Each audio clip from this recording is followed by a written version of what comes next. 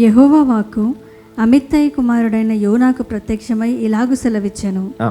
నినెవే పట్టణస్థుల దోషము నా దృష్టికి ఘోరమాయను గనుక నీవు లేచి నినెవే మహాపట్టణమునకు పోయి దానికి దుర్గతి కలుగునని ప్రకటించుము. దుర్గతి కలుగునని ప్రకటించుము అని దేవుడు ఆయనకు చెప్పాడు. అక్కడికి వెళ్ళి వారికి బోధించమన్నాడు, హెచ్చరించమన్నాడు. కానీ ఈయనేమనుకున్నాడు, నేను అక్కడికి నేను చస్తే పోను, వాళ్ళతోటి నేను మాట్లాడను, నేను వాళ్ళ దగ్గరికి అసలే వెళ్ళనని చెప్పి ఆయన ప్లాన్ చేంజ్ చేసుకున్నాడు. దేవుడు ఒక దగ్గర ఉండమన్నాడు, అక్కడ నీకు ఇబ్బంది అయినా సరే, అక్కడ నీకు బాధ అయినా సరే, అక్కడ నీకు వేదన అయినా సరే, అక్కడ ఉండి నేను చెప్పింది నువ్వు చెయ్యి అన్నాడు. కానీ ఈయన ఏం చేశాడు, అక్కడికి వెళ్ళలేదు, ఈయనకు నచ్చిన ప్లేస్కి వెళ్ళిపోయాడు. అలాగే ఈరోజు ఇక్కడ చాలామంది కూడా మీకు నచ్చిన ప్లేస్ని మీరు సెలెక్ట్ చేసుకుంటారు.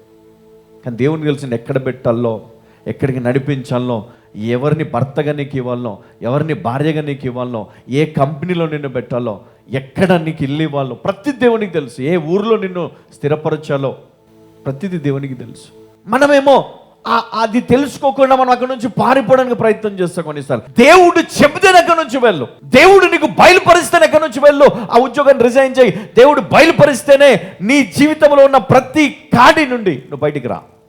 కానీ కొన్నిసార్లు దానికి లోబడి ఉండమని, అన్నికి ఉండమని దేవుడే మరి ఇక్కడ నేర్పిస్తూ ఉన్నాడు. అన్ని విషయాల్లో కాదు, అన్ని సందర్భాల్లో కాదు, కొన్ని విషయాల్లో మట్టుకే 1 సంవత్సరం, 2 సంవత్సరాలు, 3 సంవత్సరాలు, 5 సంవత్సరాలు ఒకబట్టు. కొంతమంది ఏమో భరించు, దేవుడు చెప్పాడు కదా భరించు. దేవుడు చూస్తాడు, కొంత సమయం ఇస్తాడు. ఒక టైం వస్తే ఇంకా చాలు, నువ్వు విడిచిపెట్టు అంటాడు. అప్పుడు తప్పదు, విడిచిపెట్టాలి.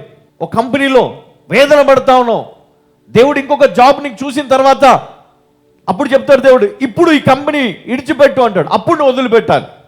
నీ సొంతంగా నువ్వు నిర్ణయం తీసుకొని అక్కడి నుంచి నువ్వు వెళ్ళిపోవడానికి లేదు. ప్రార్థనతో ప్రార్థనతో ప్రార్థనతో నువ్వు దేవునికి మొరపెడతా ఉండాలా. అయ్యా, నా జీవితం, నా పరిస్థితి, నాకున్న ఇబ్బందులు, నాకు నప్పులు, వేదనలు తప్పకుండా అవన్నీ పోయే రోజు వస్తుంది. విశ్వాసముతో ఎదురు చూడు, ఓపికతో ఉండు. తప్పక దేవుడు నీకు విజయమునిస్తాడు, విడుదలని ఇస్తాడు. హల్లెలూయా.